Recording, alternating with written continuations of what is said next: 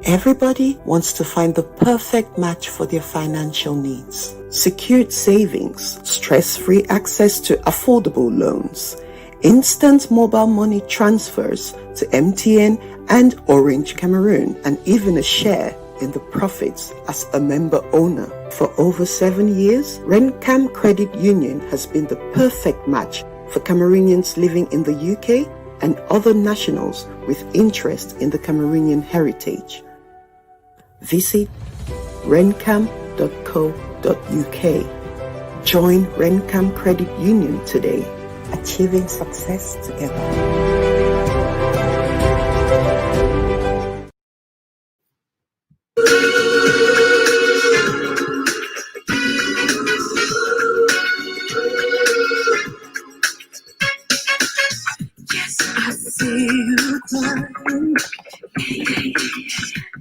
I feel your broken heart.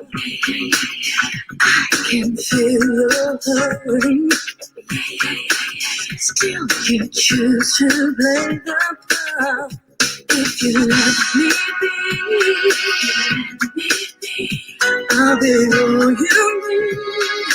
All you need. I wanna be the only one to hold you, to touch you from the right. I wanna be the only one to soothe you. Nobody's on my heart. I wanna be the only one to love you over again.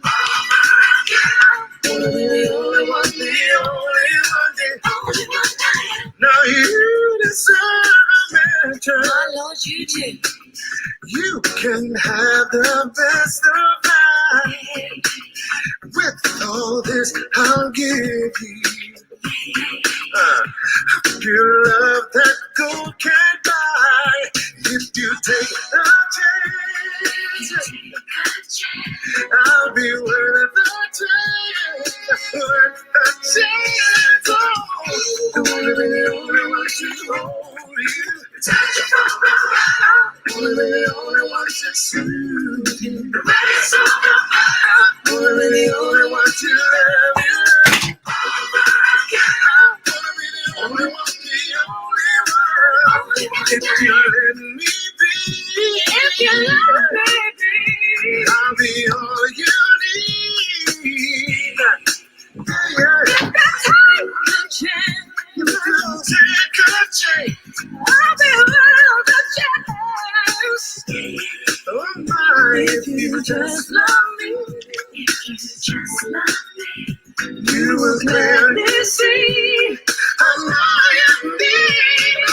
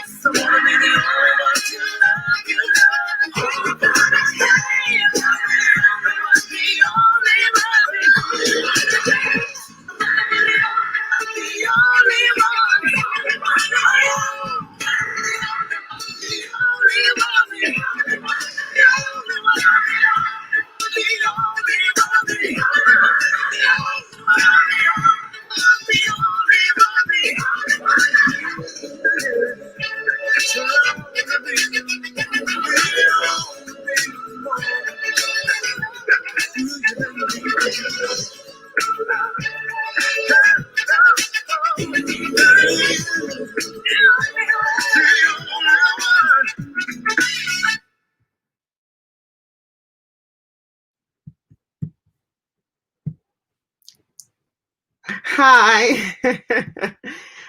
Hi, good evening, everyone. Oh, thank you guys for joining. Hi, Collie. Hi, Clementine. I know I absolutely love this song.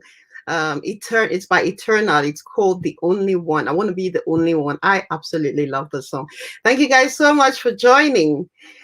I'm joining on time as well. Hi, Mommy.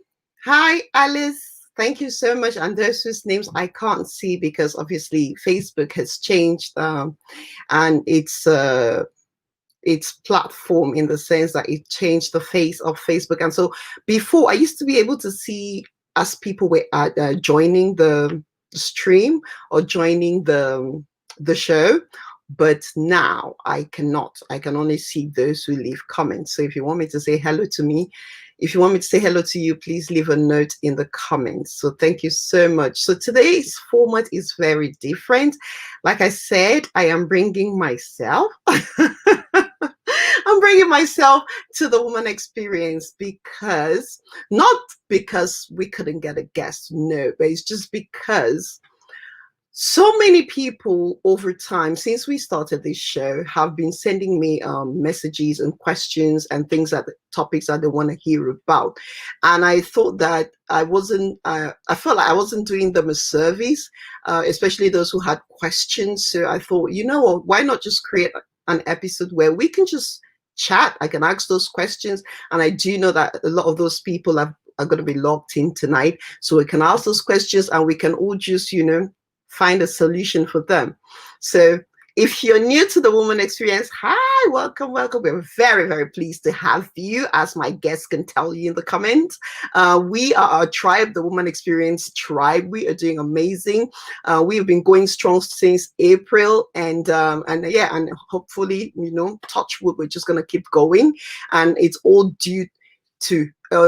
down to these amazing men and women who are here every Wednesdays and Fridays at 8 p.m. UK time from all around the world to watch our show, The Woman Experience. So our platform is very interactive, and what we do here is learn via our shared experiences. That's exactly what we do here every Wednesdays and Fridays. We are on, today is the 46th episode, and so we're counting down to episode 50. And what happens in episode 50 is, after episode 50 is going to be a weekly show, and so we'll be here once a week every Friday at 8 p.m. UK time. So wherever the world you're joining us from, just make sure that you remember it's 8 p.m. UK time, and we're going to share as much as we can share. So I'm going to go straight to it. Hi guys, welcome. By the way, I want to thank all of you who sent those questions. I told you I wasn't going to forget you. So I'm so glad that we can have this. I'm going to go straight into it. But before I do, I have a surprise for you guys, which I'm really excited about. Because you remember when we did I'm talking longer than I normally talk, I know, but just please bear with me. You remember when we did the mental health series? And I think personally, I learned a lot from that series, and I felt like it impacted a lot of people from the feedback that I got. So I decided, as the filmmaker that I am, to act those symptoms. So to tell that mental health series into a short film, hoping that, through using my art form to continue to spread the awareness about mental health within our community. So I hope that you're going to bear with me. You're going to enjoy our hard work. And it's going to come later when a few more people have joined us. But I'm just going to go straight into the question and answer session. And by the way, if you see me fidgeting for some reason, my charger is acting up. So I'm just going to be honest with you guys. I don't know where you're watching this from, but just bear with me. I don't know why my charger is refusing to charge my MacBook today, but hopefully it sorts itself out. So I'm going to start with the first question. Like I said, tonight's is different. It's question and answer sessions. And I know that the people are watching, and please leave your comments, your answers, leave your answers, your questions. If you have any questions to add to this question and answer sessions, please make sure you leave it in the comments, and let's just do what we do here every Wednesday. Right, Collie? Why Marie? Right, Clementine? Right, Wendy? Right, Patience? Hi, guys. Welcome. So I'm good. So the first question that I received was from a sister who asked, she's been married for about 20 odd years. Yeah, just over 20 years. And for the past 5 years, she has been in a sexless marriage. So her husband and her still live in the same house with their children. They don't share bedroom anymore. And but you know, she's kept herself chaste throughout. I mean, she's respected the vows of her marriage, but her husband is just, he's been getting his, you know, his groove on outside of their home. But I think she's reached the point where she asked me to ask you guys, what would you advise? She doesn't want to leave because, as and no matter how much we say your mental health, you know, you have to think about herself. She's put her children first, and she says as long as he's not ready to go, she will not chase him out. But she wants to know, what do other people think about her situation? What would you advise her to do? She wants she the question she asked was, what would you advise me to do? I don't want to kick him out, but I want to respect my vows. But I feel like if I do go out and get another guy on the side, I will be breaking my marital vows. And yeah, so that's the first question I got from her. So what would you say to her? I'm waiting, time is ticking. That's the first question. We have about 10, so let's get on with it. Any advice for her? So her question really is, I'm living with my husband. We've been together over about 20, just over 20 years. There is marriage counseling. Martina suggests marriage counseling. He's not interested. The man's not interested. The man's not interested in marriage counseling. So that hasn't worked. So how, and Collie, where's Collie? Where's Mary? Where's everyone? Jules is asking, how old is she? Jules, she just turned 40. She just turned 40. Mm-hmm. And Jules is joining us from Facebook. Hi. So Marsha is saying, my first question to her would be, what do you want to do? And that was my question to her. What do you want to do? And she said to me, Goretti, if I had an answer to that, I wouldn't be asking you. I am totally confused. I don't know what to do. And it's not even because of what people will say. I just don't know what to do. So Collie says she has to leave, period. No excuses. She's very unhappy, I think. One life. He's living his life while she's doing celibacy. Yeah, and Clementine says, I would suggest she has a one-on-one conversation to see where the issue is first. Okay. So Collie, Clementine, you're suggesting to talk. Think about it. 5 years, they have had all the conversations that they could have had. And Collie is saying leave, period, because what is that? You have one life to live. How can you be so unhappy in such a relationship? They are not divorced, Onike. They're not divorced. They are not divorced, and that's the thing. And because she's a staunch Catholic, they are not divorced, and she can't kick him out because he's not opted to leave. You know, so but as you know, it's a very, I couldn't, you know, when you can't answer something, and I asked her permission, like, can I come and share it on this platform? And she's like, please, by all means. So just leave your comments, and I'm sure she's watching, so it's definitely going to help her. Is the man openly cheating on her and disrespecting her? Is he in the house of financial reasons or what? He's not openly cheating on her, but he's cheating on her, and like so many people know that, but it's not openly. Is he in the house of financial reasons? No, he absolutely, I think for her, he absolutely loves his children, and she really loves the relationship he has with his children. And so she kind of is that's what has kept her. Who is responsible for the sexlessness in the marriage? Is it her or him? Him. So Nicolene thinks the guy is neither interested in the marriage nor attracted to her. It takes two to make a marriage work. That's what I said. That's what I said, Nicolene. I said, I think he's in a situation where he's got his cake and he's eating it all. That's what I said. Martina says she should have a conversation with the man, and if he's not into marriage counseling and wants a divorce, then she should give it to him and walk away, knowing she did all she could, but it didn't work. Oh my gosh, I don't know what's wrong with my chart. That's what Martina's suggesting. Marsha says she needs to figure out what she wants. Maybe she should get counseling for herself to help her to make up her mind on what she wants. I think that's a good one. Maybe counseling. It's been 5 years, isn't it? Pretty interesting. Has she spoken with elders, parents? I would assume so, because I think quite a few of us know about this situation. Collie advised that there's life after marriage. When it's not working, it's not working. Why does she think other people divorce? Collie, when you're thinking of divorce, are you thinking of why other people divorce, or you're thinking, I can't go through this anymore? Oh my gosh, I don't know what to do with this charge. I need miracle worker. Somebody pray for my laptop to work.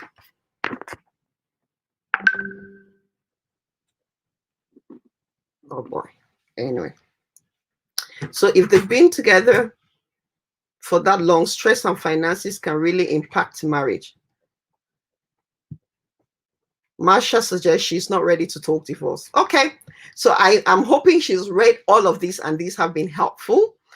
So we will move on to question 2, to the second question. Guys, can you see what me fiddling here is? Because I'm so worried that my laptop's gonna go off. I'm so worried that my laptop's gonna go off.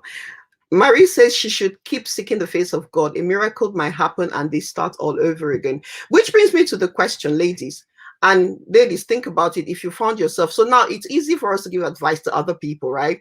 But think about this for a moment. Think about your marriage. Think about, or your significant other, if you're not in a marriage, even if it's just boyfriend, girlfriend. Think about that relationship and the dynamics, and think, if you found yourself in a situation like this, what would you advise yourself? Would it be that easy for you to give it up? Would it be that easy for you to give it up? Because I'm also trying to understand why she's stuck it out for 5 years as a woman, you know. Collie says women always play the desperate one. She's wasting her life away while the man is living his. People divorce for these same reasons she's running away from.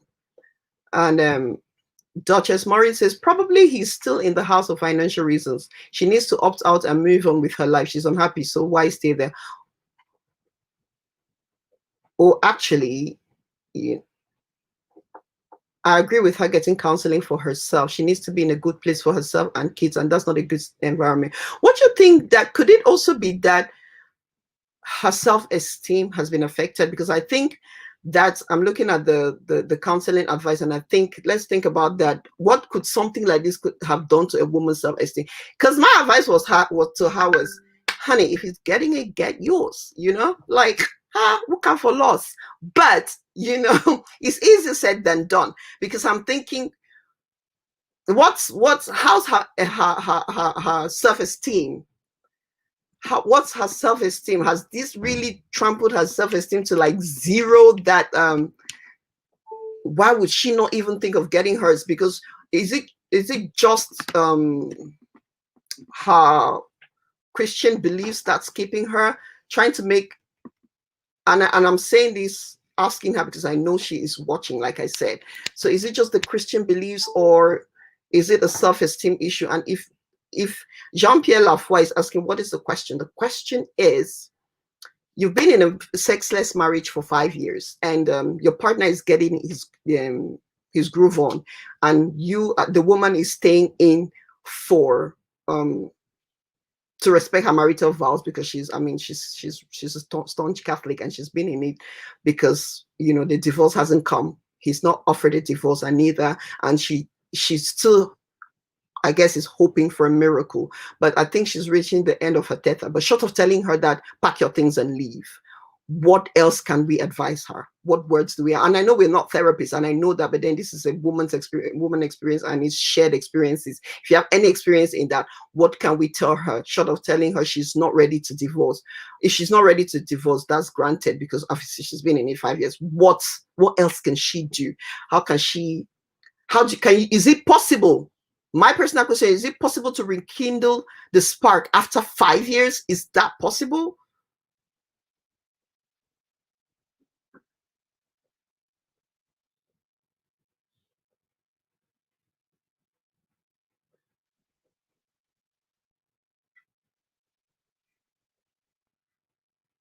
So Marsha is saying we do know it's hard to tell. She needs to go and talk with a professional. Okay. Okay. So on that note, on Marsha's note, I would stop there and very excitedly introduce you guys introduce you guys to the short film. And for those who are just joining us, so couple of months ago, right, we did a mental health series, a full part series, and that inspired me as the filmmaker that I am to do a film with my amazing some amazing filmmakers in my life, people that I really treasure and appreciate. And we yeah, why am I nervous? But I am really excited to share this with you guys. And this, I really do hope that you would enjoy watching it as much as I enjoyed making it. And then we will talk about the film after this. So here you go. And please, it's only 4 minutes. So make sure that you're zoomed in. Okay, I'll leave you with the mental health series part 1.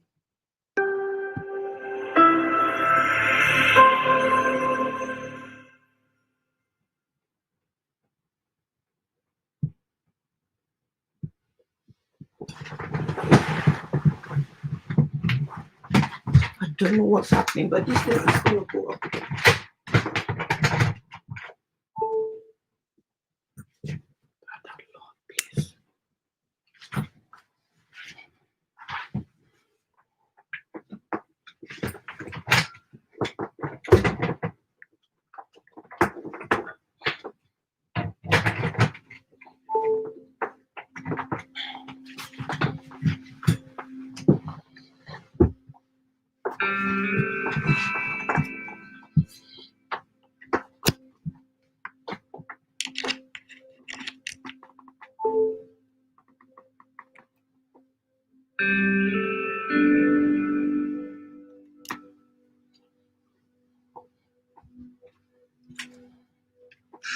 Daniel. Daniel. Daniel. What's wrong?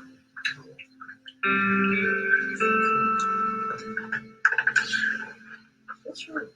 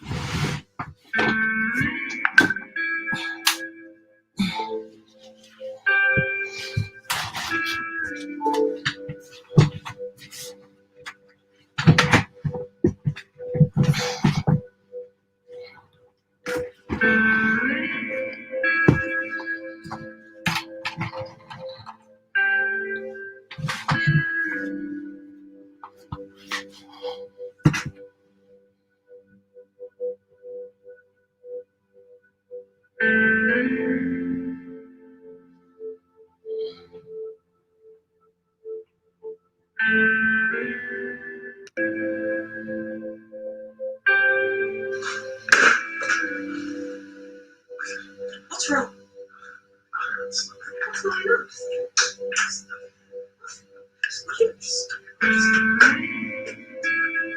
Daniel.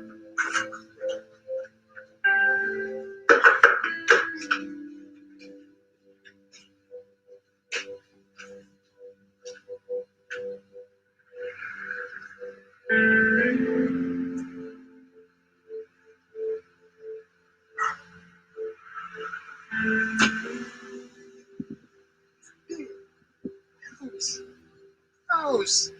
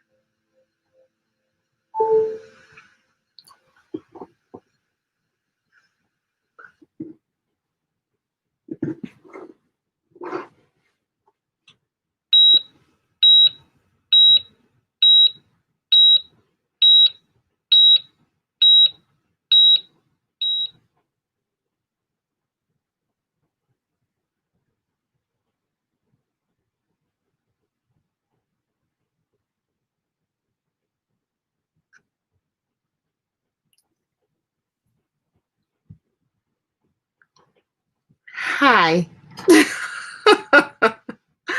Okay. Yeah. Is everyone here? I feel like I'm alone. Hello. What did you think? Did it summarize what, for those who are part of this, did it summarize what we did?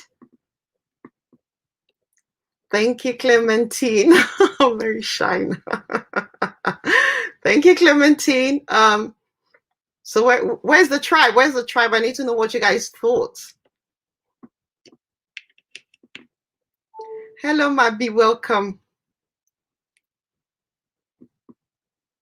Lovely, and thank you. That was emotional to watch. So I take it you got it. Andia, thank you so much. So I want to shout out to my cast and crew. To Dwayne. Dwayne was the one behind the camera and everything. It was just a three-month production. Myself, Dwayne, who was the everything. So he was my crew, and the other actor, Kunle, who did such an amazing job. So thank you, guys. Thank you. You got it. Pamsi says you can tell this man has been battling silently with anxiety and depression for long, especially when they choose not to talk about it. Yes, exactly. That was that's what I heard. Okay, you say must be weird watching. Very weird. I was like this throughout. It's very weird. It's very, very weird. Thank you, guys. So yeah, so for those who are new here, so we, like I was saying a few months ago, we did a show on mental health series, and our amazing guest was a cognitive psychologist who was Mr. D.A. Tanyi. We had Miss Mag, our therapist and lawyer, who joined us from Cameroon. We had Mr. Cyril Nambangi, who joined us from the US, Minnesota. And we had Mr. Harry Fon, or better known as 1314, who also joined us from the US. And it was a really, really, I think for all of us, it was a very enlightening conversation. We so many, we got so many, as Oprah would say, so many aha moments during that, and we learned a lot. And I think on the TWETribe, we were able to contribute our bit, to the fight and to the awareness on mental health. And I really want to give a special shout out to my editor, Miss Hannah Sosna. Thank you so much. This amazing young girl has worked round the clock to get this ready to us on time. I really appreciate you, Hannah. Thank you so much. Thank you, Fresh Boy Kunle, the guy you saw in the film, and Dwayne. Shout out. Okay, so that was it. Collie, what did Collie say? Collie says, so the stocks are falling and he's dying silently. Yes, as you know, I mean, I think we reiterated a lot on the fact that our men don't talk. Our men tend to bottle it up and try to deal with it, personally, and which is not often the best thing. best way to go about it, especially when it comes to mental health issues, and especially in the beginning stages. You want to talk about it, even if you don't want to, you can't communicate it with your spouse, you do your best to talk about it to someone else. For real says, yes, I saw a depressed man. Thank you. Martina says, depression is such a big issue, and for men it can be difficult as they don't normally talk about their feelings. Well portrayed and important for people to realize mental health can affect anyone. So let's look out for the signs we can provide. The very little signs. I mean, did you guys pick up on the very little subtle things I tried to portray there? Like the fact that he's just tell me some of the subtle physical, because I remember Mr. Daniel Tiny told us a lot about how it starts in the mind and then it manifests physically, you know, through, he mentioned quite a few things. If you remember that conversation, do you want to share it with us so that people get it? Because that's what I tried to do there. Thank you, Auntie Esther. Thank you so much.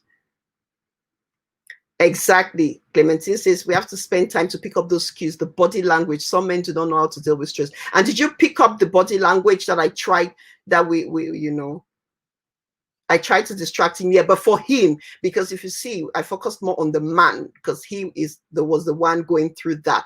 Did you pick up some of the cues, some of the things that he was doing? He was sad and was crying. Yes. He just hugged you without saying a word. Yes, he did that. What else? Silence, easily irritated. Exactly. What else?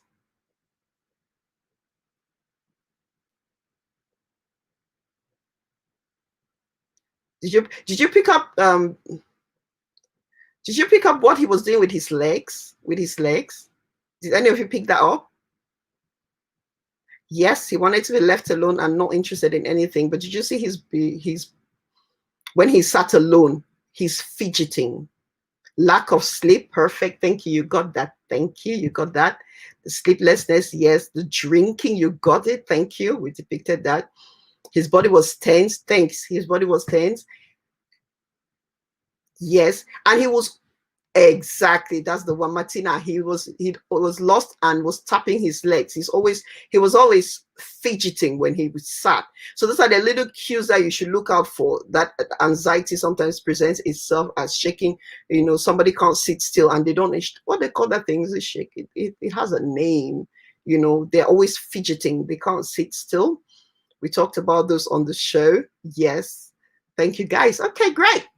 So I'm glad I'm glad you picked that up. So we have a part 2, which we will put up on my YouTube. So for those who are joining us and you have not had a chance to watch this, I'm going to upload it on my YouTube channel so you can watch it again at your leisure time. And even if you've watched it on this show, please, if you can go on the YouTube channel, the Goretti Experience page, and share it as much as possible with your loved ones, because again, this is my own contribution to mental health awareness within our community. So sometimes it's easy to talk about it, but sometimes when it's depicted in this form, it is more receptive. Yes. Not giving eye contact. Yes. Teetering. Yes. Thank you guys very much for that. So that was the woman the mental health series. the short film. Part 2 of that film comes up, will be uploaded on my YouTube channel next week, Wednesday. So please look out for it. Yeah, and subscribe if you haven't done so already. We'll take a short break. I'm taking that short break, not that you should go, but just so that we prepare ourselves to answer the next set of questions from the women. And let me know if you're enjoying this, please, or not. Let me know. I'll see you in a minute. Everybody wants to find the perfect match for their financial needs. Secured savings, stress-free access to affordable loans, instant mobile money transfers to MTN and Orange Cameroon, and even a share in the profits as a member owner. For over 7 years, Rencam Credit Union has been the perfect match for Cameroonians living in the UK and other nationals with interest in the Cameroonian heritage. Visit rencam.co.uk. Join Rencam Credit Union today, achieving success together.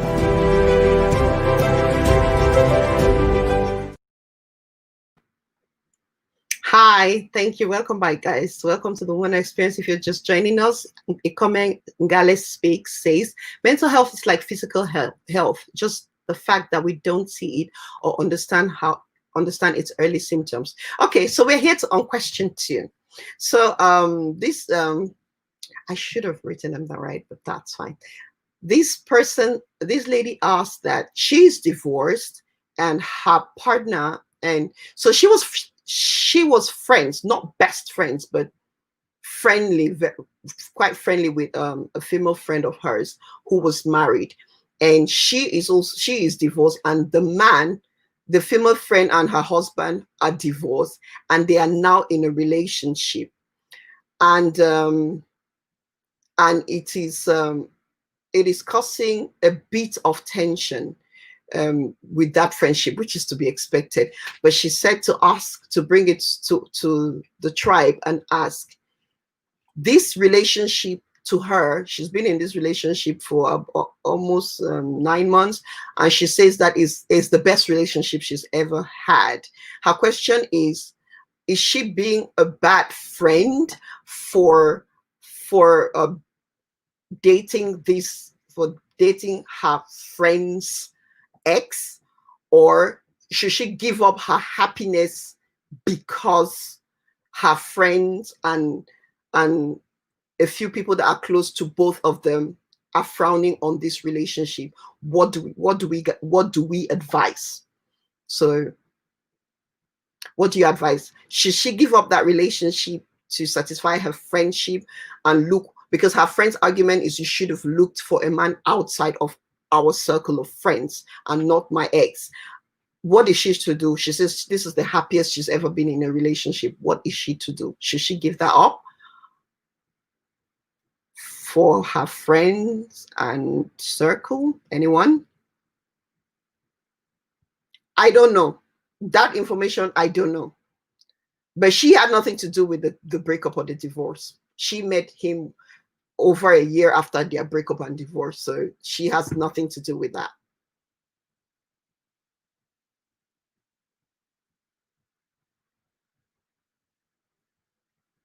While we ponder on that, Cynthia says, my question is, why will you be going through something and you don't want to discuss it with your significant other? Therefore putting her through emotional pain, and before you know it, your relationship starts falling apart. I don't, Cynthia, that's the thing with mental health issues, isn't it? It comes with a lot of personal stigma. You just given the way that we view it, you are very self-conscious about it, and a lot of times ashamed to even talk about it, even to the closest person, or even admit it to yourself that you're going through that kind of thing. So I don't know how to respond to that. Whether I wouldn't blame somebody who is going through things like that. I would just encourage, like Clementine is saying here, give your husbands assurance and that forum that they can discuss whatever with you. Women can voice out their feelings more than men. If you give him that foundation of trust and support, he will find it easier to discuss with you, and you guys can handle the situation together. So yeah. So Collie, you're the only one responding to that. Collie says they had been dating long ago. Really? Do you think so, Collie? Because they had not. They just knew each other, but they had not been dating. They just knew each other because it's similar, the same circle.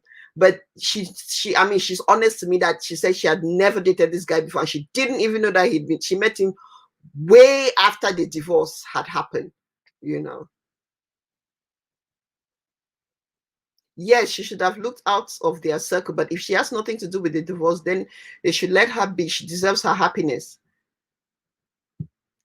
Even Mami says then she should go on with her relationship if she did not cause the divorce. Collie says, I can't trust us women. We will be cutting the man and say it's just friends. We are guilty as charged. Let her come bold, please.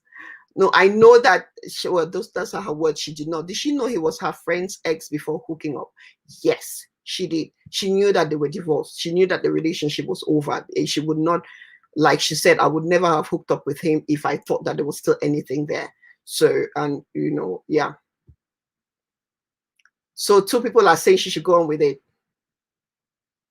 Yeah. And Collie is saying, don't trust women. Collie, trust women? Ah, he said, come on now. She could be saying the truth, but I think her question is, what do you guys advise? Should she ignore that and keep her relationship, or she should just end it? What should she do? A couple of people have said she should go on. I'll give it 1 more minute and then we'll move on to the next question.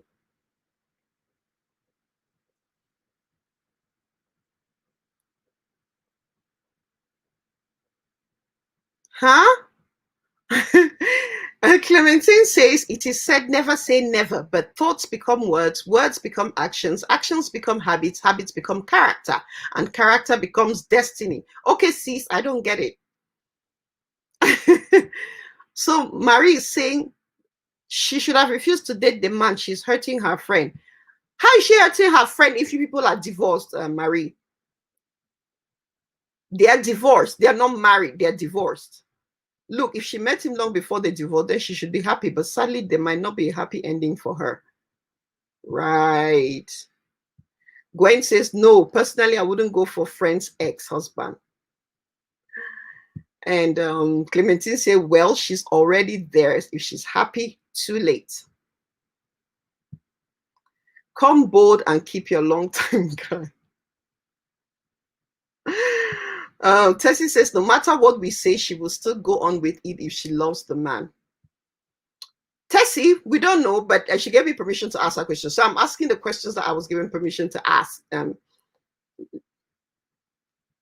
Oneke says she was dating the man while he was married. She said she wasn't, and he says they weren't. So that means you will not trust anybody who gets. So are you saying you would never trust if? Wait, no. So are we saying that we? Okay, let me ask this question. Are we saying that we should never date within our friend circles, even if people have been divorced? Is that what we're saying? So once there's a friend circle, you are not allowed to date in that friend circle. Is that what we're saying? TWE, I want to hear it. I want to hear it. Is that what we're saying? So even if you find the love of your life, after the love of your life within your circle, you're not allowed to go there. Why would she not date her friend's ex in the first place? Is he not a man?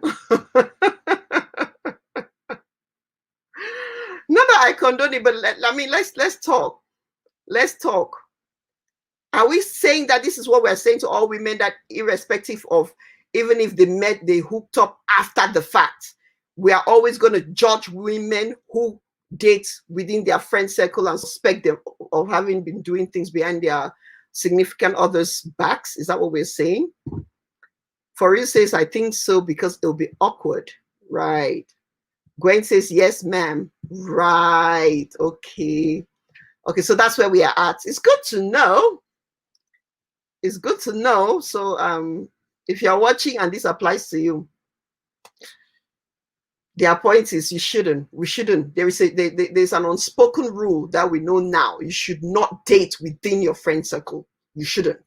You should not. If the love of your life is within your friend circle, tie your hat and find another love of your life outside of your friend circle. Just friend circles is no. Go and date out of the circle, please. That's what Cindy is saying. Thank you. Thank you for that response. She's watching, so I hope she got the message. Thank you, guys. So I'm going to the third question. And the third question is, she asked, Martina, let me read your comments before I move on. Martina says, I would not even have, oh, sorry, this is Clementine. Martina says, for me, as long as it's way after any divorce, then there's no harm. However, she should ask herself, is this man worth all the stress? And is this real love or just a honey phase? Okay. And Clementine says, I would not even have any interest in my friend's ex or present. Personal opinion. To me, it's not what people think. It's just my personal feeling. So it's just the principles. Don't date within your friend circle.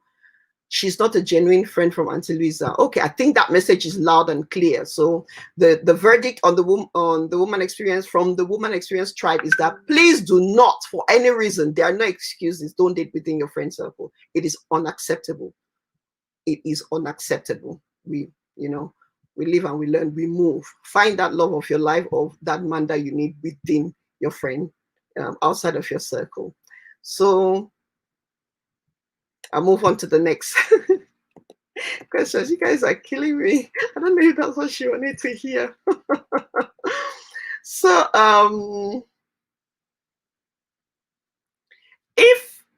and this now is coming from abuse, from an abusive relationship. This person was in an abusive relationship, and he has sought help, and it has been a few years since the abuse. And divorce no be excuse, Josh Mark.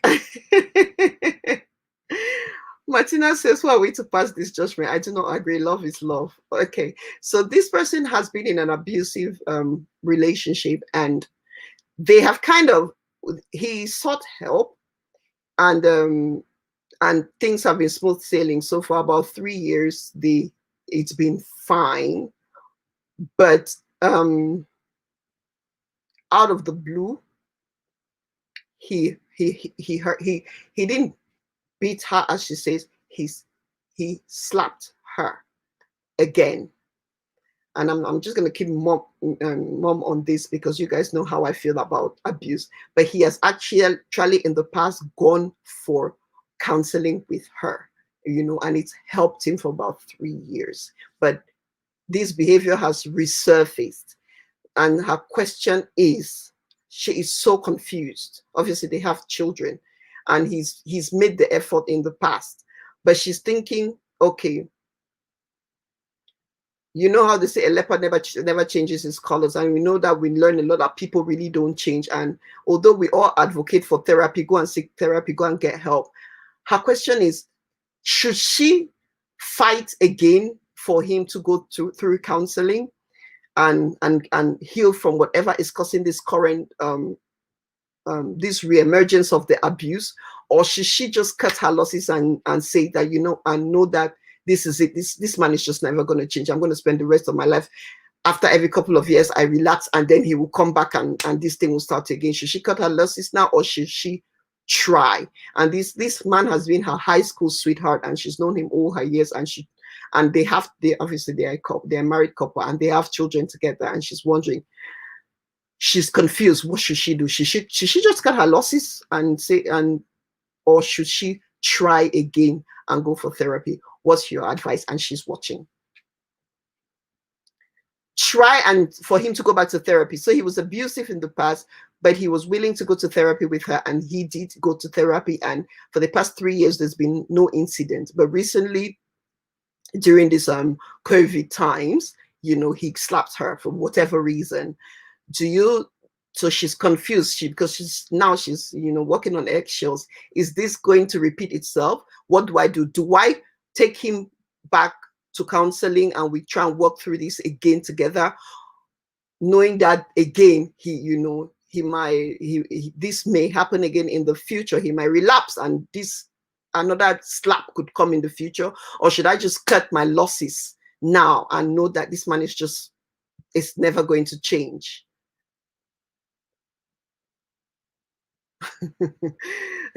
For real says she should leave Massa. After all, now she born. Mimi says one day he will kill her. Very sad. We see he's trying. This one's difficult. Difficult rather. Before you know, another murder. She is her. Oh, this is about the other one. What's the trigger? He needs to go back to what's Kunas, because he has proven that he can change and is willing to make the effort. So what should she do? Should she stay? Should she stay in the marriage? Are you advising her to stay in the marriage and take him? Or what should she do? And she's watching, so try and be as honest and understanding as you can be, please. Thank you. Gillian says this man will never change. The beating will get worse, and soon she'll feel like there's nowhere to go. So she should just persist. Before you know it, not cops then will carry. She must leave with immediate effect. Ajuse says keep him in ongoing therapy if that has worked before. But yeah, but Ajuse, you know how expensive ongoing therapy can be, you know. So I hear you guys all saying he should continue therapy. So are you saying if he continues therapy, she should stay in that marriage? Is that the advice? Mimi, she's not even worried about what people will say. For her, she's just wondering, maybe, you know, maybe if we try again, maybe he would, this may not reoccur, or, but now that, I mean, we did it and he's still done it again. What do I do? Do I go? Do I stay? You know that when you're at that point. Nicolene says he should therapy for life. He should therapy for life. Not a good idea to stay because her husband will eventually kill her. Okay, so you think. Belle says, let him fix himself while she watches from a distance. You know, see, sorry, I'm laughing, but you understand what you understand. Sorry, she's she needs to go. Bye-bye. Afo says, excuses, excuses, excuses. She's not ready to walk. Belle, you didn't get the story. No. So this lady has been in an abusive marriage, but he sought help. He did go for counseling, and for the past 3 years or so, they have been fine. There's been no incidences. But during this COVID time, he slapped her, and he apologized profusely, you know, as they would do, and really did apologize. But her thought is, okay, he has relapsed. This time was a slap. Should I take him to therapy and stay and let's try to fix this? Or should I just cut my losses now? Because this I'm sure in another even after the therapy, maybe in another 3 years, this man is going to slap me again. What should she do? What do you advise? So Andia says, I personally do not advocate for divorce, but let her cut her losses. Let her leave the marriage because abuse is a no for me. What lesson is he giving the children? Does she want her male children to feel abuse is okay, or her female children to feel staying in an abusive marriage is okay? Please let her leave. Bad habits really die hard. That's what King says. Rosemary says she no like her life. We need to know what triggered the slap. We need to know. I don't know what triggered the slap, mommy. I don't know. And again, Tess is also asking what triggered the slap. It really depends. If that man has not done it for 3 years and then does it all of a sudden, it will be good to understand what provoked him. No human is perfect, and he has shown that he can be a normal man. Ajuse says, if paying for therapy, for ongoing therapy will save her marriage, then it's worth it. Let her find the initial triggers, and if they're still present, then she needs to take off. Okay. And Mimi said this guy will kill her one day. He slapped recently, so beatings will follow, and COVID is just the way out. Auntie S says, I suggest she should stay and continue helping him. With all the awareness and killing spree going on, she should leave.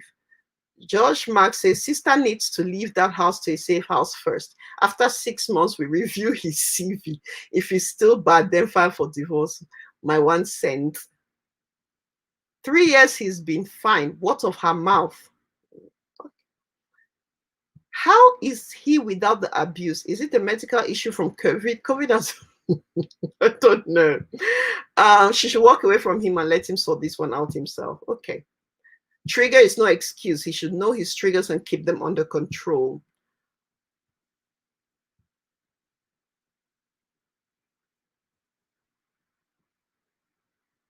So I think everyone is saying that, well, not everyone, majority of the people are saying leave.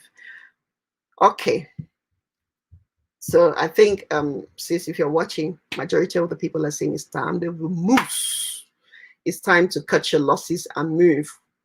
So, and the others are saying, well, maybe you should check in, you know, to see if you provoked him or not. And if you did, other Afo is advising, and who was our guest on DV, and is advising that trigger or not, it is not a place to feel guilty. He needs to sort himself out. Okay. Question. So friend of mine says, our marriage life was really dying, and sex wasn't happening as it should. And so she decided to spice things up. So she went on the internet, she looked at stuff, she bought new lingerie, she learned new tricks from the internet to come and help spice up the bedroom. And then when she showed her man the tricks, the new tricks up her sleeve, wahala, problem starts. The man say don't learn enough for our sight. So now problem day, because he cannot believe that she learned all these new tricks from the internet, that she has been cheating on him, and he is refusing to learn. So if her husband is watching, ladies, is this something that can happen? And men, if you're a guy and you're watching, what would you advise the man? And what would you advise the woman? Because she's like, she is tired. She has defended herself until she is tired. She learned this thing from YouTube. She's never cheated on him. She doesn't know what to say to convince him that she truly just learned these things from the internet. So what would you advise, sister? How does she, is there any way she can convince him? Guys who are watching, I just say, Josh, what should she tell this man? What should she say? How can she convince him that she truly did just learn these things from the internet, because it wasn't happening?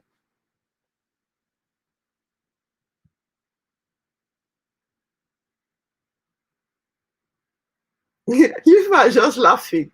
She's watching, or she needs a response. Connie says, let him get out. He should get out.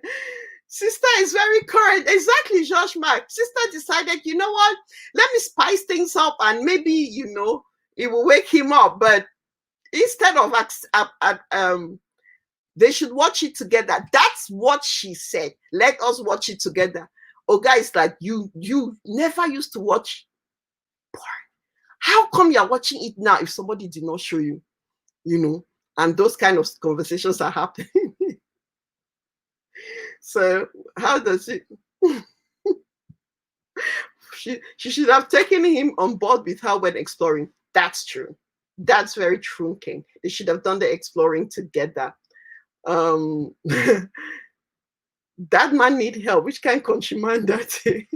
Mimi says, give it to him good and research next tricks together. Yeah, this part, there is a trust issue, and the man should know that there are platforms where these things are learned. That's true. There is a trust issue. And Mommy, bye-bye. Mommy, if you're watching. Mommy, bye-bye. Ross says he's suffering from insecurity. What has he also done to spice it up? Gillian says communication is key. Why did they not talk about it and decide how to solve it? Maybe they could have learned together if they had both agreed that there was a problem. Sisters, men, how many times have things been going left in the bedroom, and you, the woman, suggested that, hey, things are not working exactly how we would want it to work, and your significant other or your man has said, you're right, let's explore together. Is that a thing? Is that a thing, especially among Cameroonians? I really want to know what our if we talk sex in our relationships, Cameroonians, especially the way we are raised, is this something, are our men open to talking about sex, exploring sexually? Mommy, bye-bye, by the way, if you're watching, bye-bye. My mom's watching. Yeah, so is this a thing? Do we talk sex in our relationship? Like, do we openly talk sex?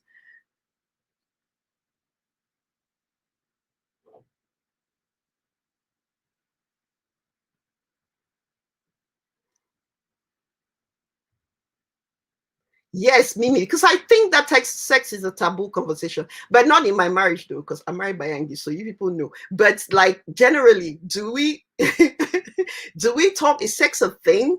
Is sex a thing? Because I feel like it's a taboo. Because let me tell you guys something. I had a guest who wanted to come on my show to talk about sex, and she wanted to come and talk because she's not a sex therapist, but she really understands that world, and she wanted to come and talk on it on the show.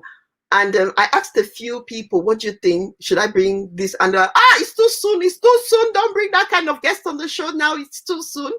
And so I didn't bring her yet. But and I think let's talk a bit. My husband is in the comments. So do we? Is sex a thing? And do you guys think that we should really start talking sex a bit more? I'll go to the comments. Nicolene says, let him just enjoy the new tricks and stop complaining. So what does he want to do now? I don't know. Why is he stressing our sister? So, you know. For real says it's not a thing among Cameroonians. You'll be surprised what women especially go through. Our people don't talk sex. So okay, so now this is a thing. We don't talk sex. Why don't we talk sex? And what would it benefit us to talk sex? Kiki says, I really don't agree that they should have researched together. What about the element of surprise? Some people think they have no problem. This is an insecurity issue. Small time when he buys simple lingerie, problem will still come out say he buy and for please different person. See, I like your comments. And anyone else agree with Kiki? Ementine, now you again. She says, my husband and I do, and people think we are weird. I think you need to talk about sex. The world has changed, guys, and our men are watching things, and we are watching things. And mommy, go for real this time, so we can talk freely. And yeah, so I think that we need to talk about sex. My sister Rita, who is watching, yeah, put your hands in your ears. We should. Belle says we should cultivate the culture, and it starts during courting. I think so too. But if we didn't talk about it when we're courting, is it too late to start talking about it and start experimenting? What do you guys say to that? Tessie, you're mad. Ross says if it's not going, we need to talk about it.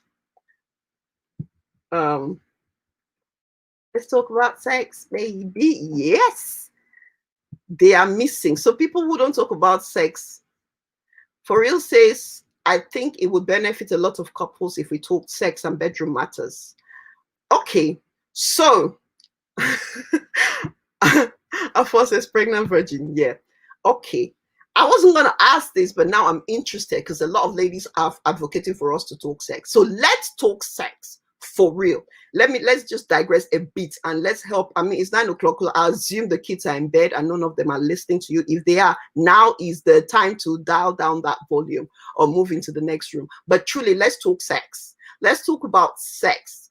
And let's talk about the role that sex has to play in our relationships, because I have had these conversations with so many people. And I think I even had this conversation with one of our guests who said that men should understand that women treat sex from an emotional angle, and while for men it's just physical.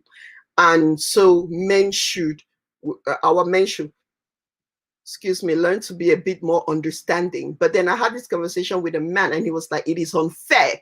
Why are women always expecting us to be understanding with their mood swings when it comes to sex? Why can't the women not understand that for us men, you know, sex is a physical thing, and let them, even in their mood, let them know that sex is expected.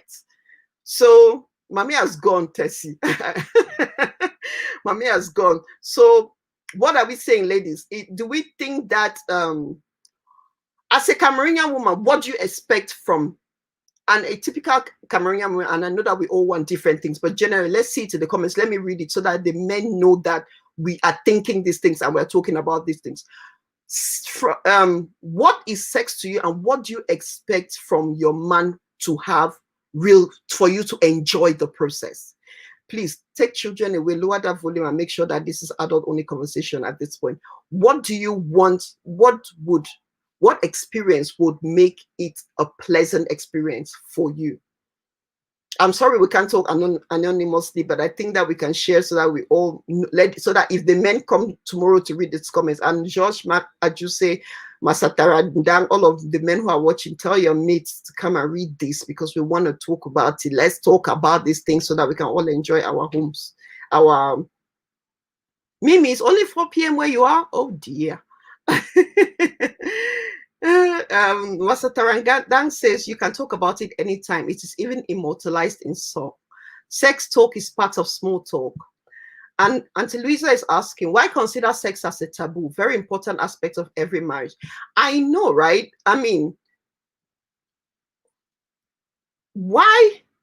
Exactly that. Because when they're asking us to get married, you're saying you want to get married. What do you expect? Even if you're getting married as a virgin, what are you expecting? Hi, Maggie. I expect my man to leave me alone in the morning to enjoy to enjoy my morning sleep. You know, serious.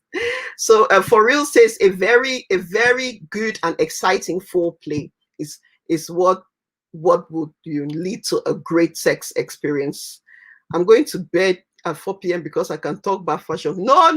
Come on, let's talk about fashion. We need to talk about these things. Honestly, it's affecting our marriages. Our husbands are complaining. So let's talk about it a bit more since we are here now. You know, we give it 10-15 minutes and move on.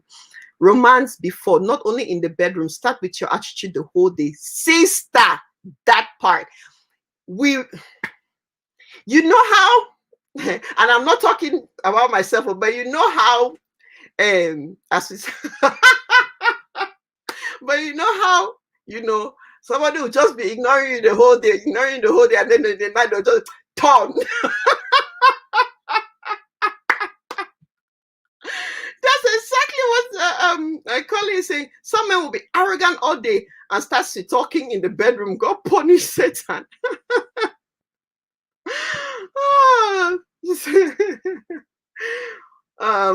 Gillian says foreplay for me is key.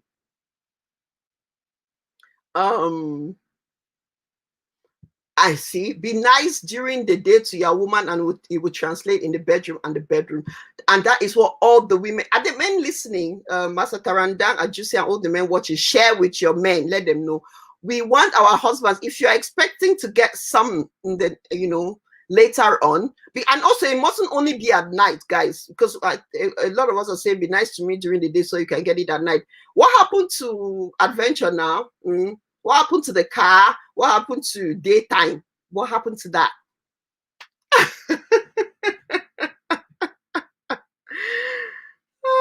Kiki says it starts by you knowing yourself and what turns you on or tickles your fancy. If you don't know yourself, your man go experiment sote whilst enjoying himself. As for you, you go judge divex in silence. So woman, know yourself. Exactly. And I'm just going to ask like a poll here.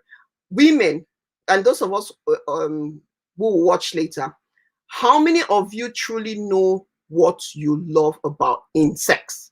Like, how many of you would you say are confident in what you like and want in your sex, during sex?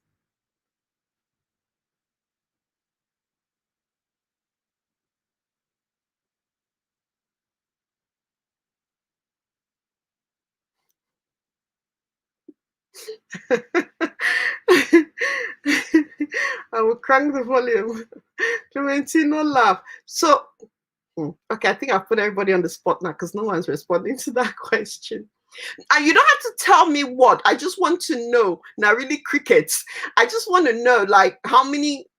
It's like just think of this like a poll. How many of us? It's just say me in the comments.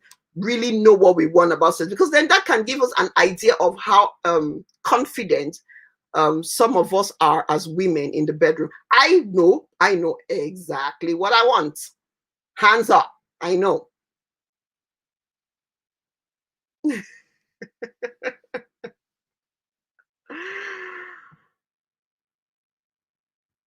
Who is a biology teacher? It's for most women the emotional attachment and then small touch. I no go past, no can bore me a beg. It should not remain papa and mommy style. There should be some spicing, romance, love, cuddle, and so on.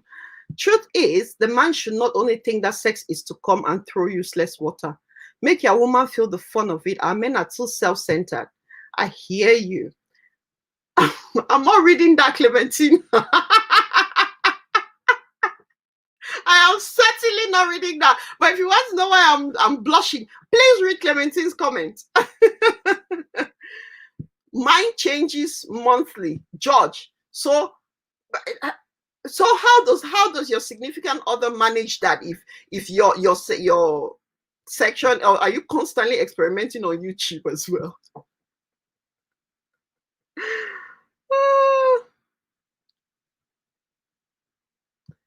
It took me a while before I knew what I want after having three kids. Do you know? And do you know why I'm saying this? I know people who have told me that they have never had an orgasm, and these are women in their 40s.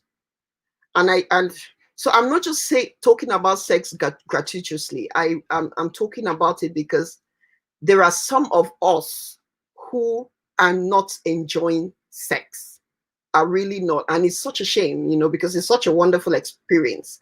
So so I'm saying this.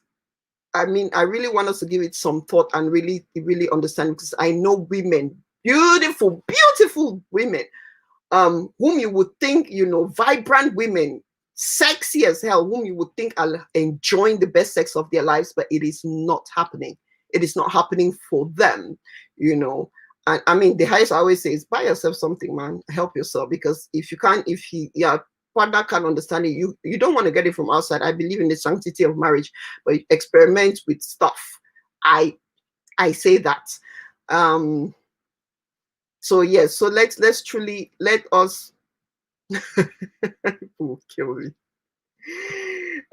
Martina says, as women, we should be able to discuss sex with our spouse, what takes us and what doesn't. Sex is a gift to be enjoyed by both parties. And I like that. It truly is a gift. Women who have never been to the land of happy return. So many women, Mimi, so many women watching this show tonight. And sisters, I'm not trying to air your lingerie, now, you know. But so many women watching this tonight that I know have never enjoyed sex, and they're married with children,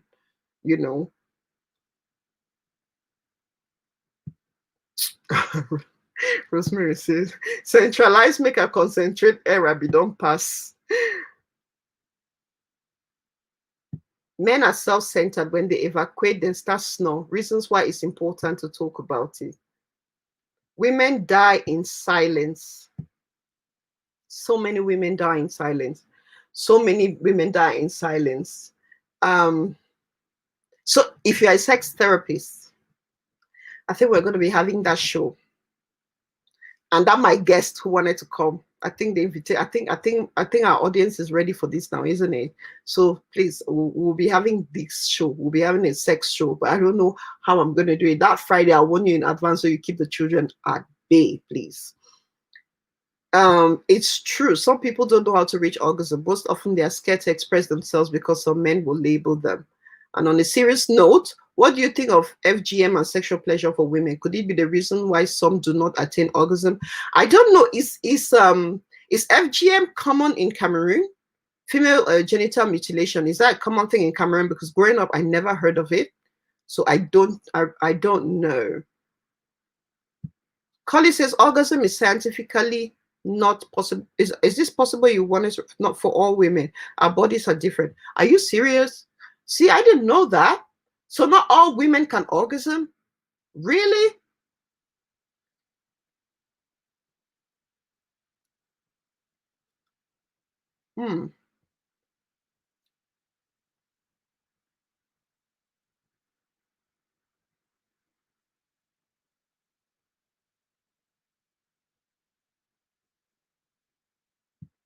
Carly says you can still enjoy sex without orgasm.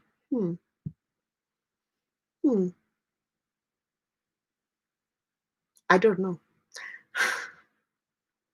Like Clementine says, I'm with Clementine. If I don't come, you no go sleep or you go finish up fufu where you start. I'm with Clementine. Collie, I want you to explain that a bit more. Why it is not possible scientifically, why not all women can experience orgasm. And I'll give this question, this sex talk, 2 more minutes, and then we move on to my final question. I had 10 questions, but I've only asked 4. We'll need to do this again. Gillian says, I think time don't reach for bring that guest and me I no fit enjoy any sex without orgasm. This one I will not talk. Yeah, me too. I no fit. Let them try 20 men and it will still be the same. Yeah, but is this like Master Taranda was asking, is it because of like FGM that makes it impossible for them, or what? You know, Tessie, how they wink.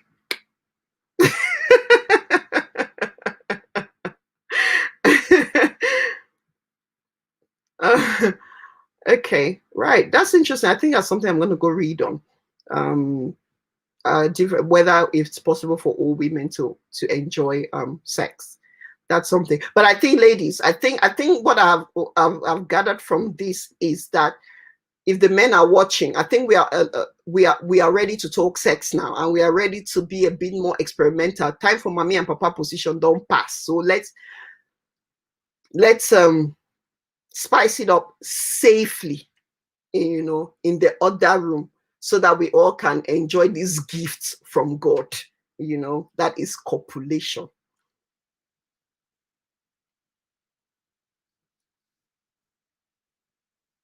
Martina says, puts it on men. Men should also be open to help their wives explore what makes them satisfied in the bedroom. They should go the extra mile for their wives, such as buy sex toys or whatever can help. Yeah, so now we are talking sex toys. See, we have come a long way from Kamsik. Men are selfish for the most part. Listen, they even fight Bobby with their own picking out. Mimi, I know, right? I know. So we'll move on from sex. I'm definitely going to bring that sex therapist on this show. Most certainly. I think our audience is ready to talk sex and really go deep. So, and when I'm doing that show, Mommy, you're not invited. I hope she's not watching right now. So yes. Is that even allowed? Is what even allowed, Daniel? The goal is for you to be happy. Whatever makes you happy. Unhappy sex can lead to depression.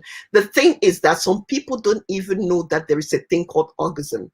So, orgasm, yes. Some people just end at that and don't know that you can go beyond that threshold, and it is amazing, you know. So that's those are the people we're trying to talk to. So yeah, okay. Moving on. Gosh, my sisters are watching. So I'm gonna move on to the next question. That yes. So Masa Tarandan, before I move on, is asking, what about women being proactive and tell their men what they want? I think that our women are being proactive. I mean, you can see from the comments, a lot of us are talking freely about sex. We're not shy about it. I think that our men have not caught up with the times to understand that we are ready, we are emancipated, we are, you know, we have moved, we are in bush, you know, we have adopted a few things. So let's have those conversations and let's spice it up. So I think I'm going to throw the onus back on the men and say, when I wake up for sleep, because we don't go with that. Yeah. Different and Kiki says different things can bring about orgasm in women, not always through penetration. You know, we're going to have that conversation, Kiki. So if penetration doesn't bring about orgasm, maybe something else. The woman needs to know themselves and try different things until they find what works. And I'm going to say something which goes against a lot of religious beliefs. And I'm not, it's not necessarily masturbation. And I know that my sisters are going to slap me and my brother, but bear with me. I believe that your body is your body, you know, your body is your temple. And so you have the free will to explore your body. So explore your body and keep away religious dogma in your head. explore this body that God gave you, so that you understand it, so that you understand what makes you tick, so that you can truly enjoy what God gave you as a gift, because sex truly is a gift. So take the time to explore your body, please. I highly advocate that, and I know that the churches say otherwise, but it is your body, it is not the church body. So do you get to know what you were given, explore it, so that you know what ticks and what works for you. That's my advice.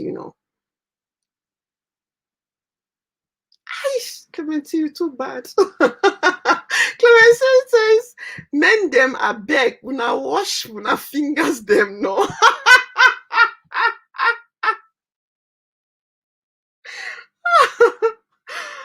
Hi, I'm blushing. I am blushing, but true hygiene, massa, you're right, Clementine. So let's move on from sex. Let me at least put in this final question. Let me put in this final question. So, oh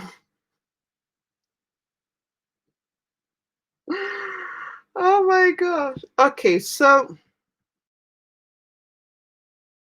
I'm trying to think which question should come after this. Okay, I'm gonna ask this question. Since we're on the topic of sex,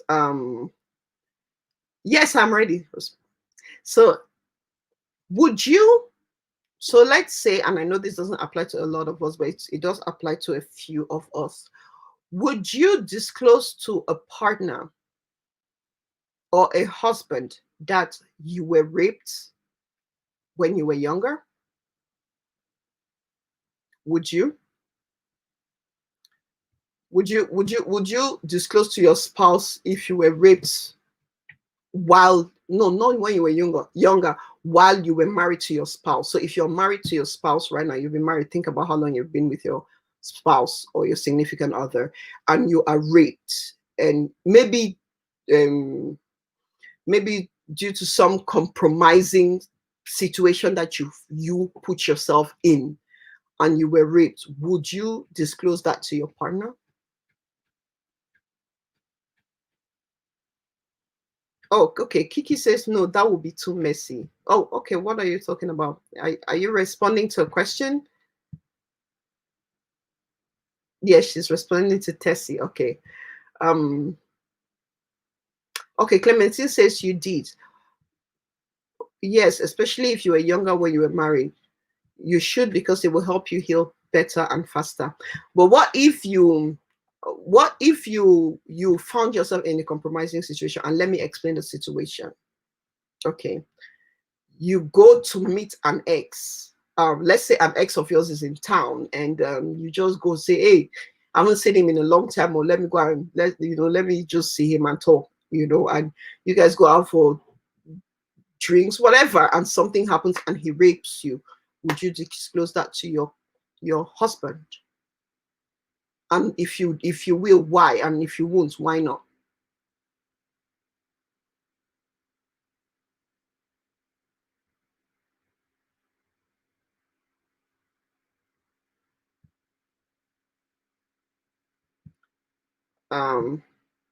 Definitely honesty and openness is the best way in a marriage. Mimi is asking, first off, why are you visiting your ex? If you're visiting your ex, go with your husband. I think that's what you mean, Daniel. So yeah, so you have visited the ex. We have all those questions. Why did you know? You have visited him and he's raped you. Would you disclose that to your husband? So Rosie, hi Rosie, I'm always so excited when you're joining us from Australia. What time is it in Australia? Thank you so much. So Rosie says, yes, I'll definitely disclose that, depending on how my husband is and his reasoning ability, because some men would take it differently. Rosemary says, tell him. Bell Sonky says, I will not put myself in a situation where we can groove. Collie says, you mean rape during marriage by your ex? Yeah. So you're married now, and your ex is in town, and you guys are good friends. I mean, well, I don't know if you're good. I don't know if I should say you're good friends, but at least you're not enemies, and you're like, you know what, I haven't seen him, we still have a friendship, let me hang out. And you go hang out with him, and probably you even told your husband that, okay, look, let's assume that you told your husband, I'm going to, you know, that my friend is in town, and I'm gonna visit him, even if it's at the friend's place or wherever, and you do visit and he rapes you, would you disclose that? But he's asking that, why would you accept an outing with your ex in the first place? Why would you not? Bate, your ex is not your enemy, is he? That is not rape. You consciously went on a date. But people are they are date rapes. People do rape people during dates. Once bopped can always be rebopped. The man is trying to get closure. Which stupid closure can see?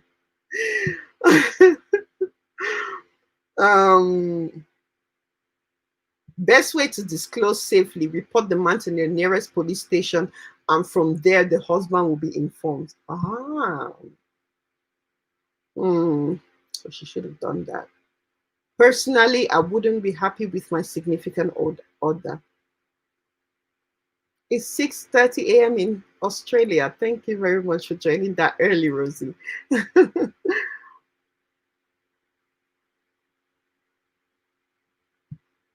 So we are all saying it shouldn't even be a thing. So she better just die with the secret in her mind, isn't it? She has to die with it, because if everybody is saying I'll be upset, why did she even go to visit her ex? It was a date and all of that. That means that rape, now she's going to have to die with that and live with that secret. Mimi suggests you tell your husband, because it will start affecting you eventually. That's what I suggested as well. Oneke says the same thing. Tell him, because the effects might resurface and affect the union. Reporting the man to the police is cover up. How is that cover up? How come when I enter room? Collie, we don't know if they enter room. We just know say rape for 50 for palo, you know, but not probably for house. Martina says, oh, if I was married now, I would certainly not go to see my ex. If anything, I will go with my husband. But it says it is better to die with the secret. Oh, hey, now, wow. So none of you will be like, stupid man raped my wife. All of you will just be like, why did you go and see your ex in the first place? Wow. Okay, I'm throwing this question to the men. When you find out that she was raped by her ex, and she did go to see the ex and all of that, blah, blah, blah, blah, blah, blah, blah, would you forgive her? This is for the men. Would you forgive her?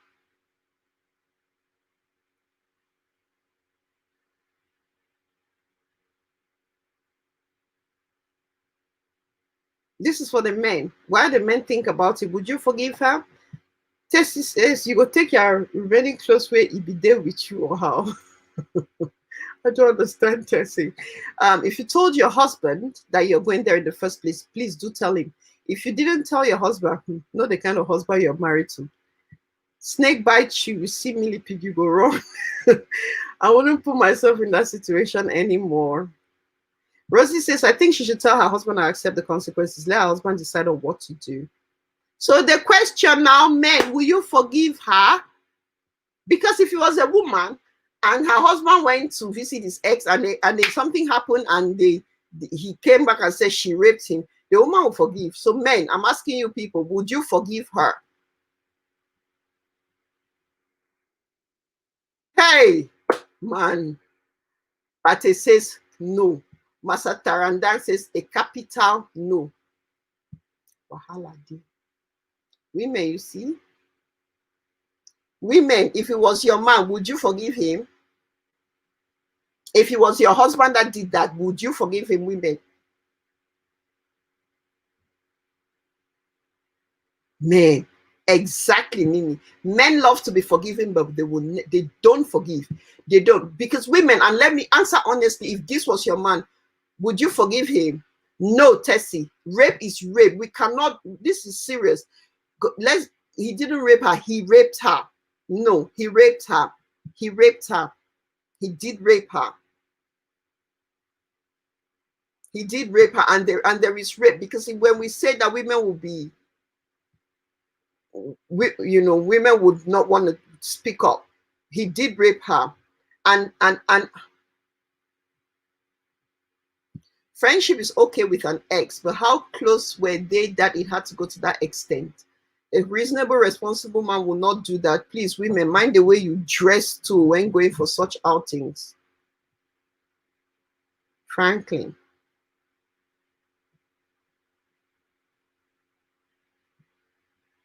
Yes, so I will forgive him if he sincerely told me what happened. No is no when it comes to rape, and she was raped. She was going there to chill with a friend, and then, didn't know that over the years the friend had become a rapist. So rape is rape.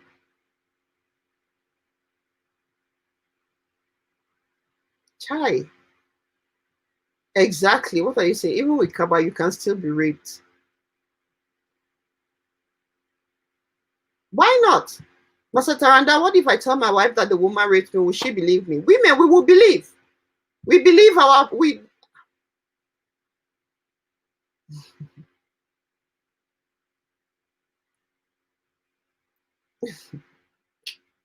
hi.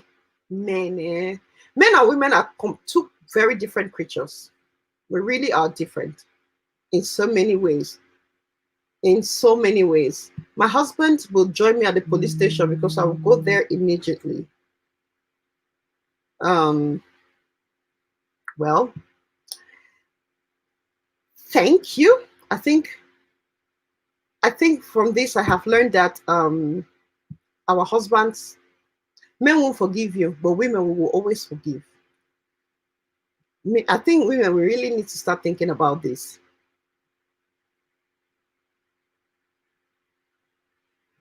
Thank you, George. George says rape is a crime. Instead, I will not forgive the ex, and the police better get him first before I do.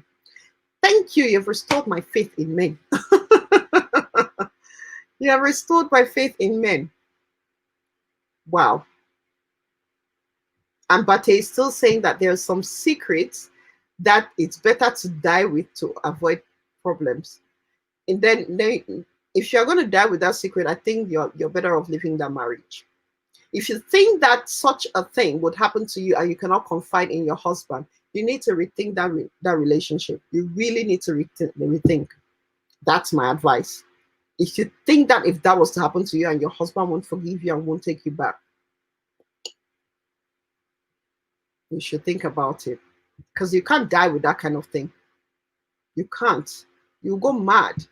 Oneke says, my husband says I will forgive but deal with the man. Thank your husband for listening and watching. And I don't know, it's 9:34. Should I ask another question, or should we push this for another evening? And guys, I just want you to know that these are real life questions, and these are people's stories, and these are things that people have asked me over time to ask. So even though we are joking and I hope that we're treating it as seriously as if we were giving advice to somebody that's sitting in front of us. But I thank you guys so much so far for all your contributions. I don't know if we have one time for one question, or we'll call it. I think I'll ask one final question, give it 5 minutes, and then we'll call it a night. But I really want to thank. I hope you've enjoyed this as much as I have. I didn't think that I was a bit concerned on how this would go, but I'm so glad that you've been so participative. So thumbs up. Thank you, tribe. So this final question is, this girl has grown up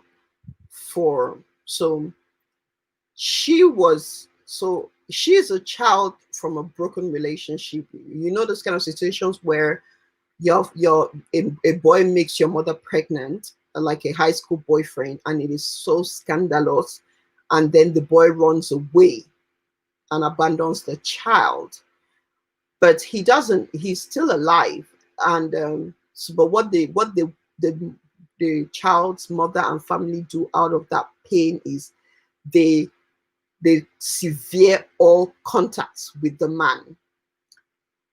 So this girl grows up not knowing who her father is, knowing that she has a father, he is alive, but nothing is said about him. She has no clue. She knows nothing about this man. And she's now a mother, you know, and you know, when you become a mother, you see life differently. And you understand that when it comes to adult relationships, you know, it's never just black and white. You know, there are all shades of gray in between. So she has this void in her heart, obviously, in the place that her father should have been, because she's consistently looking for him in the face of every man she sees or has seen in the past. But her question is, there is a lead that she has found that could lead her to her father. But her mother and her grandmother and her grandparents are still alive. And she is so scared that if she knows how they would feel, how devastating it would be to them if she did reconcile with or reconnect with this man, because almost 40 years later, they still don't want to hear anything about that man. They don't even want her to get in touch, even though it's her father. And so she's torn between going to find her father or waiting for at least her grandmother to die before she goes looking for her father. My question to her was, what if you die before your grandparents? You know, nobody knows how much time we have on this earth. So she is really torn, she was saying to me, I don't know what to do. I don't know what to do. I don't know if to pursue this lead, but I know how the struggle that my parents and my grandparents went through to raise me up. And I don't want to disappoint them. And I know that if I look for this man, I'm going to break their hearts. But I have this void inside of me that I want to fill, you know, wondering why this man abandoned me, why he didn't think he could even come back and look for me. So what would you advise her to do? What is your advice to her? Should she just leave it as it is, or should she go and look for her father?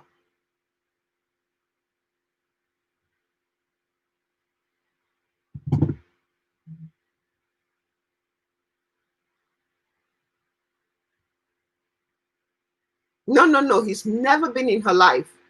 He was just the janitor. So he was from the stories that she has heard is that, you know how young children, how teenage pregnancy now, but the girl's family took it very hard. The girl's family took it very hard because it continued, it truly changed the course of her mother's life. There were so many things that it really completely changed the course of her mother's life, not for good, for worse. And the boy disappeared, you know. And she says that she heard that he did come one time a few years when she was still like maybe 2 or 3 to try to reconnect, and they shut him down and he went and never came back, you know. And she says she didn't, you know, her family did well by her. Her mother's family, her grandparents, because they raised her like that, they did very well by her. But she's an adult now and she's a mother, you know, and she's got that on her mind. Like, there's nothing she needs from her father. Nothing. There's just a void. There's just a void because she has that question why he didn't make the effort to find her. Why? She has that.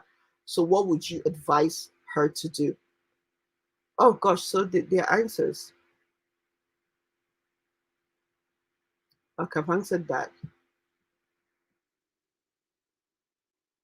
She deserves to know her father. Knowing her father has got nothing to do with betrayal. It's closure for her to have a candid conversation with her mom and granny. What would that conversation sound like, Mimi? What was the situation in the first place? Why was the man not in the picture? Was it his decision or the girl's family decision? It was the girl's family decision because he denied the pregnancy.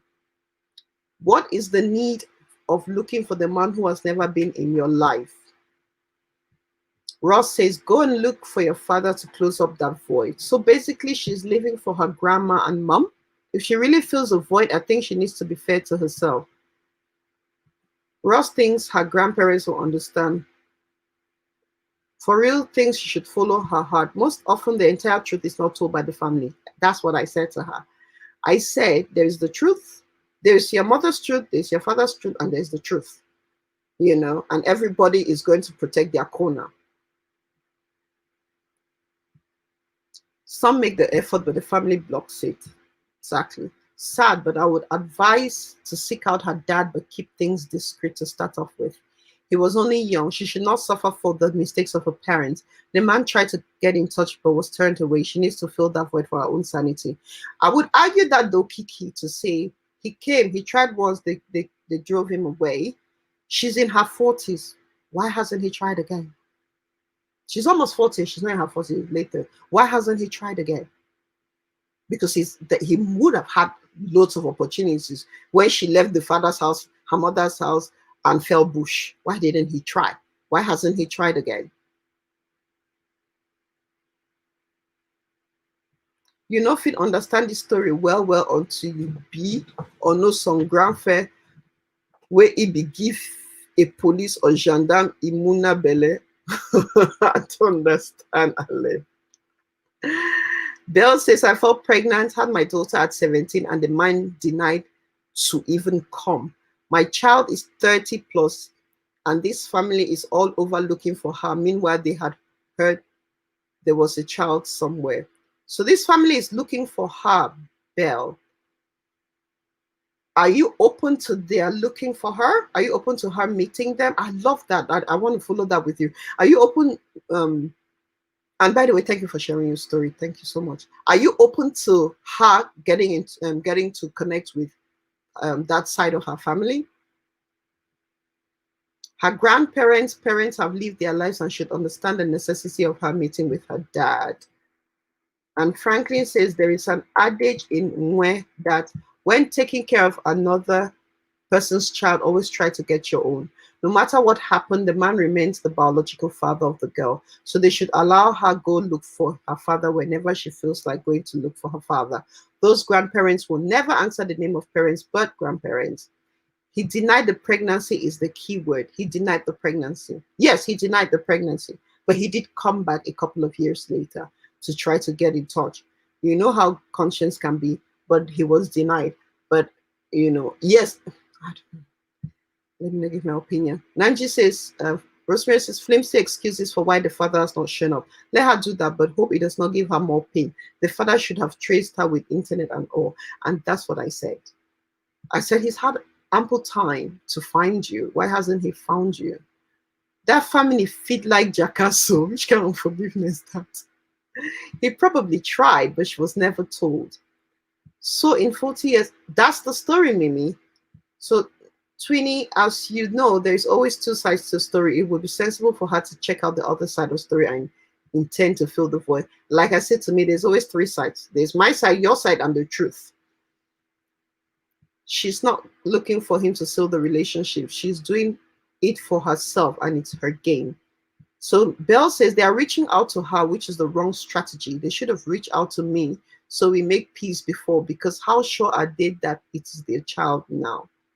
So Belle, are you advocating, or are you saying that would you stop them, your daughter, from knowing that side of her family? Is that what you're saying? Would you stop if they don't come through your idea of the right channels? Would you stop them from getting to know their daughter?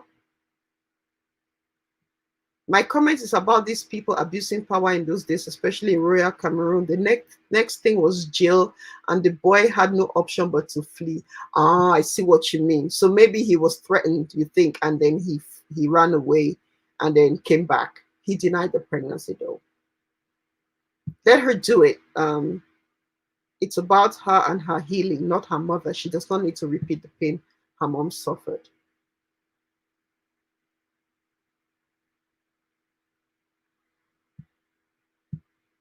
So we are all saying, what are we saying? Because it's very, very different reactions and very different responses. I think my advice was to her was, you know what? Number one, it's your life. Number two, you want to fill that void. Don't what's that saying? Hope for the best, but expect the worst. And lastly, if you do it, please don't let your family know about it. Try your best to be as discreet as you can. But my advice is, as long as he's alive, get to know him. He's your father. Get to know him. That was my advice. Only the father can explain why privately to his daughter. Tessie says, "Pass go find your papa." Thank you, guys. So, what is your thing? Okay, let's conclude with Belle. The bridge was broken from my side, and if she needs to know who her genitor is, it is only the mom who can tell you. Wow. I think that's a conversation we're going to have, Belle. Do you want to have that conversation with me on the show one of these days? Let me know. I think that's a conversation we should have and really, really look into it really deeply and see the effects that these things would have on not just the child, not just the child's, but especially the child's mental states, and not just the larger family, but the child and their mental states and their attitude towards relationships and how they will see men and all of those things that come with it. I think that we should have that conversation one of these days. So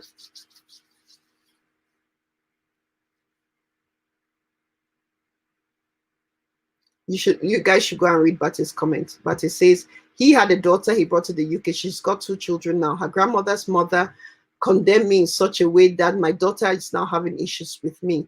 I had her when I was 18 and I've explained these things to my daughter, but she can't really understand. Oh, wow. Okay, so you are in that situation. The difference is that, oh, so you brought her to the UK when she was older, but she's still not forgiving you for in quotes abandoning her.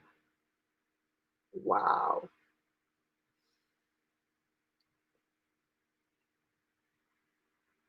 So, but I think the question I'm going to ask you is, if that was your daughter, what would you advise? Would you want her to look for you? Before we go, let please answer that. And Belle, you and Bati are in opposite situations. If that was your daughter, Bati, would you want her to come look for you?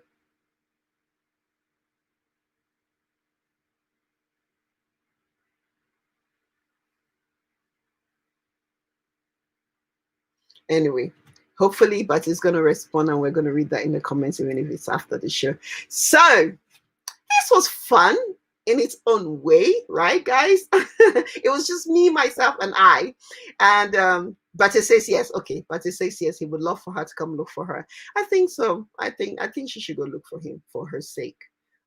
Even though he hasn't come to look for her, but you're a child. You need that closure, and especially when he's alive. It's I'm sure you live with that torment every single day of your life. So I think that I agree she should go look for him. Wow.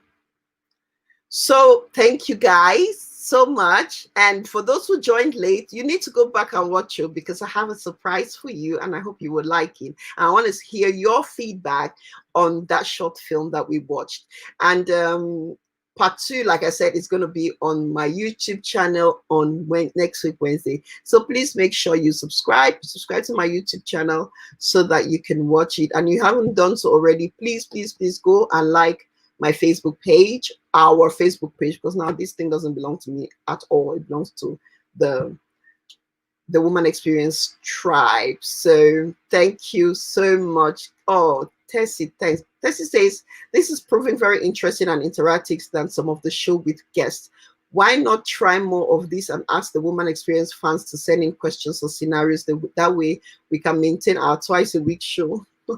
Tessie. Thank you. I'll think about that. I will think about that, but I'm glad you guys enjoyed it. And I just, again, want you to know that almost everybody who asked this 6 questions I've asked is watching the show tonight.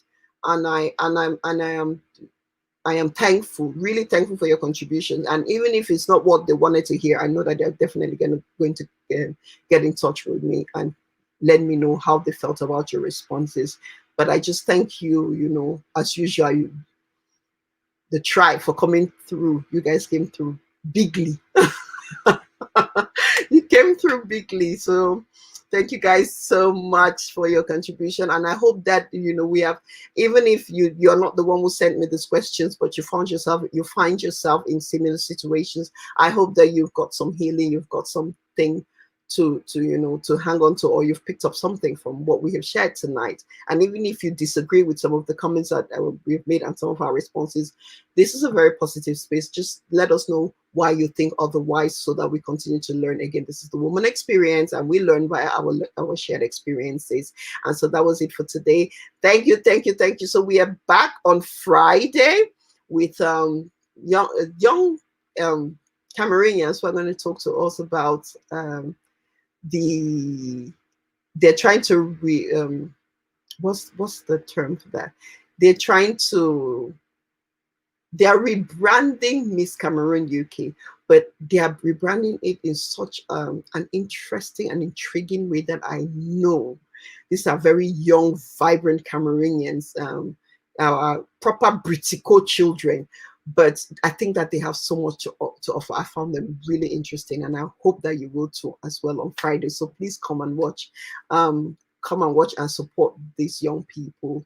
And yeah, and then we're back next week, Wednesday. We have guests lined up this time. So I really will look into that. And I'm going to definitely try this format to ask you if you have any real life scenarios that you want us to talk about, or you need some advice about. And maybe I may create a segment in the main show so that we can just answer some of your personal questions if you're open to that. If you are, please just leave them, send them to me via the Goretti Experience message on Facebook, and I would read them, get in touch. We will talk about them, and then you let me know how you want me to talk about them. And for those who trusted me with their personal issues, I thank you. I appreciate you. I thank you so much for trusting me, and I hope that I did it justice.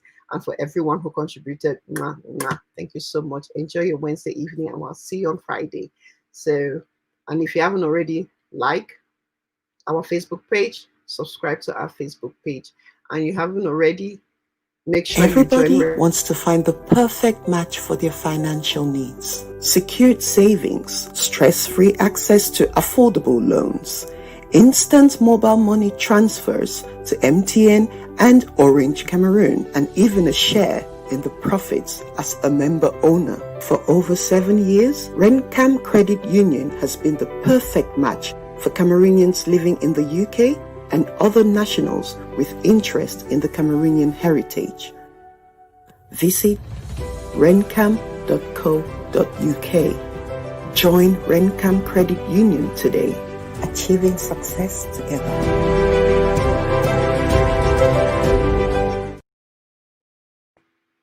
Hey, thank you guys. Yes, show the cam and the show not end. Thank you all for your suggestions. Oh my gosh, I'm reading all your comments while that was going on. Thank you guys. So it's a yes, and hey, kudos to the tribe from Canada. Hey, Rosie, I hope you're building the tribe in Australia as well. Yeah, let them wake up at 6:30 and they can rewatch these on YouTube and on my Facebook Live. So share. Thank you guys. Enjoy the rest of your evening, and bye bye.